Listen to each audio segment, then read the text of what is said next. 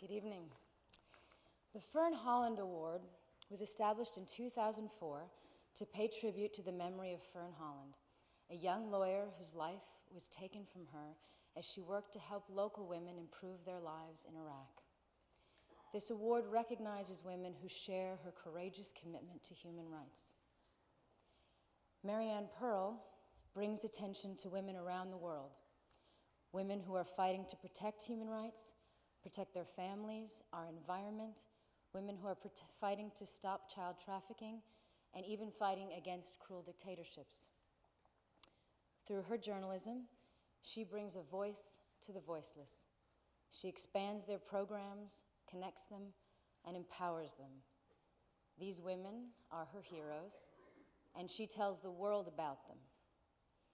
So tonight, I step into her shoes, and I tell you about a woman that I admire very much, a woman who's taught me about courage and love and tolerance. Mariane suffered unimaginable pain and loss when her husband was taken from her in the most brutal way.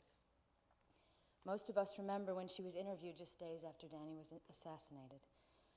She held herself with poise and dignity, and instead of asking for pity or allowing terrorists to see her pain or her anger, she spoke of other women's husbands who had been killed. She spoke of universal suffering.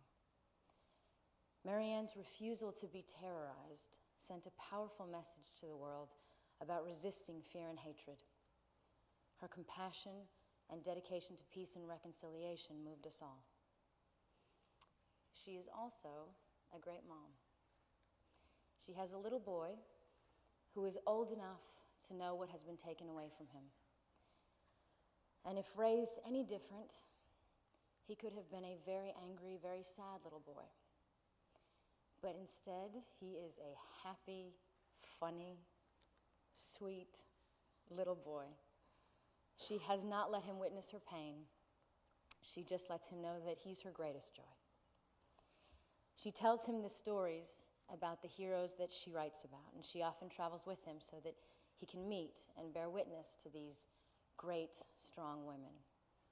And one day, he's going to realize that one of those great, strong women is his mom.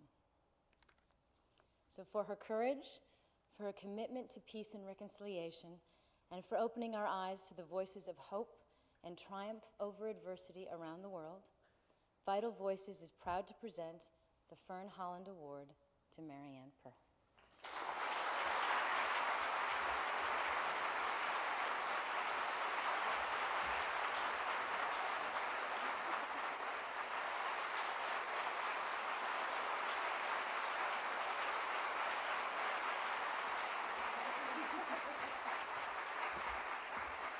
Thank you very much.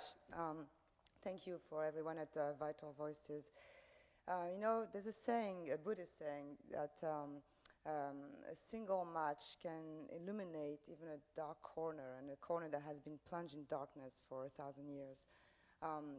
When I see the stories tonight of Kekenya and Charm and Laura, I feel like, you know, they're such matches, and they are illuminating our world. You know, through their stories and through the stories of the women I have been able to meet and interview all over the world, really from the North to the South Pole, I have learned about hope, and I have learned about courage myself. I believe in this hope because it is a hope that has been carved out of reality, and most of the time it is gruesome realities. The beautiful thing about this hope is that it doesn't fear any kind of wind. And you know, to me, I think these women that you've heard tonight and you know, that are honored by Vital Voices tonight are fearless women in that way, that they have created that hope in themselves. So it all sounds very heroic, but I can't think of a more humble work than try to become such a person yourself. I also can't think of a more honorable quest for a human being.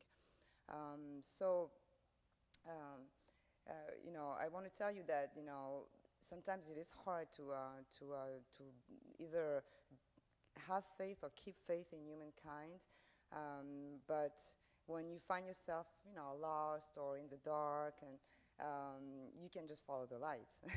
And you know, I don't think you will fail too much your own. I think that power tonight, you know, we've heard about hope, we have heard about dialogue, but that power of human empathy is crucial to our world, and that's how vital those voices are.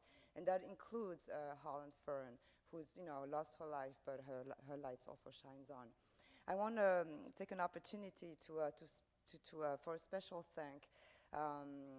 This is a personal thing, but to First Lady Laura Bush, because when I was pregnant with my son Adam, she came to visit me, and it was a very difficult time for me, a very lonely time for me, and she encouraged me to speak up, and I'm here today. So, you know, I want to thank her for her sincerity that day. Her words stayed with me and encouraged me in times of loneliness. And then there's another special thing that I want to offer tonight to Angie, because, you know, through all this time, she's going to be like, what are you going to do to me? But through, through all this time, you know, there were lonely times, and I've missed my husband a lot. And, you know, but the one thing I really, really, really direly needed so bad was a new sister, and I found her. So, well, thank you.